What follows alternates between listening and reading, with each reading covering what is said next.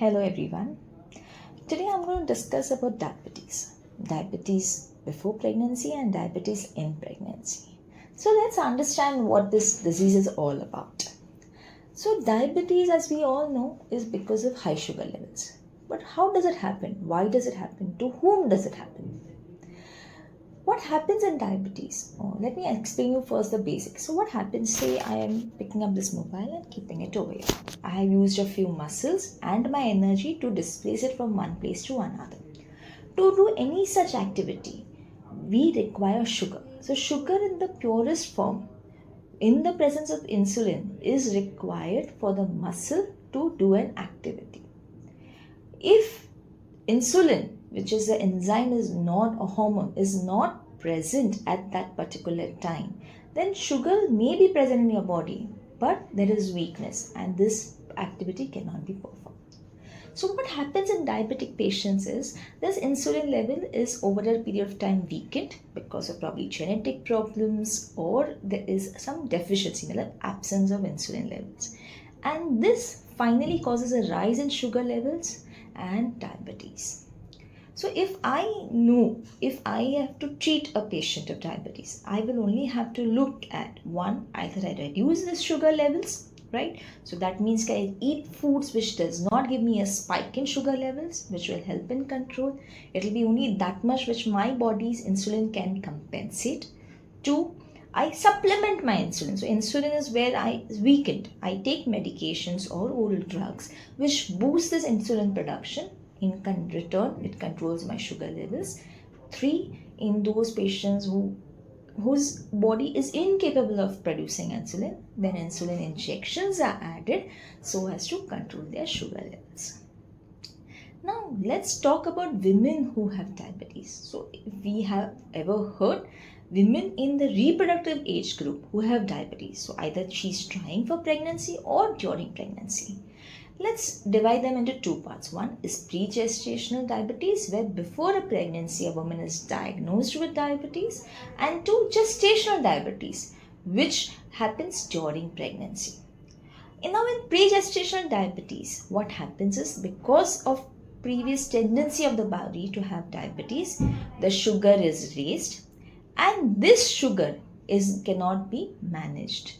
Now if is this uncontrolled, and she's trying for pregnancy, during the time of conception, is during the time when the baby is trying to form its organs, during the time of organogenesis. If the sugar levels are high, then this will impact the organogenesis.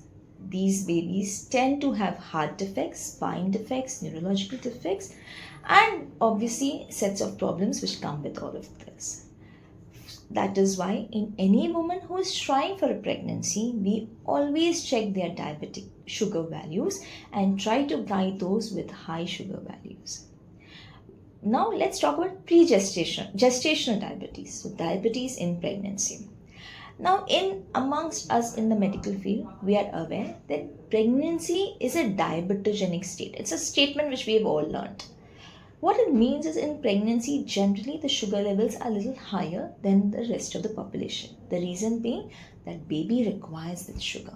So hence, in pregnancy, women require more insulin to manage the sugar levels. Now, those who have a tendency for diabetes but are not diabetic tend to become diabetic during pregnancy because of this high sugar levels. Their insulin is unable to compensate for them. Now what it does is that during pregnancy, as the sugars rise, it tends to impact our baby. So these are its side effects. What gestational diabetes tend to do is sometimes babies tend to be very big, or they are large babies. And once in a while there are also small babies or IUGR babies wherein the growth is not optimum. So next, what it also does is there's a lot of water around the babies, or polyhydramnios is seen during diabetes. Next, patients tend to have more complications like blood pressure during, those who are gestational diabetic tend to have these complications like gestational hypertension, preeclampsia. Also, there is a small risk of stillbirth. So during the time at the fag end, around 38 to 40 weeks, diabetic women have a slight increase in intrauterine fetal deaths or stillbirths. So as doctors, when I am managing a diabetic woman, I am quite on alert. What do we do, or how do we manage ourselves? So first and foremost, we need to remember diet is essentially important. We try to avoid those foods which will increase my sugar levels, which will give a spike in them and cause problems for me. So usually what in our medical terminology we say is you use low glycemic index foods. There are a list of foods, but just to give you a few examples, usually legumes, pulses, these are all low glycemic index foods. They will not spike your blood. 2. Exercise, walking is very important even during pregnancy because it keeps your muscles active, increases sugar consumption and avoids peak in sugar levels. 3rd, if required, you should take the medications for diabetes as advised by your doctor because it is more harmful if you don't take and sugars are elevated. Take care. Thank you.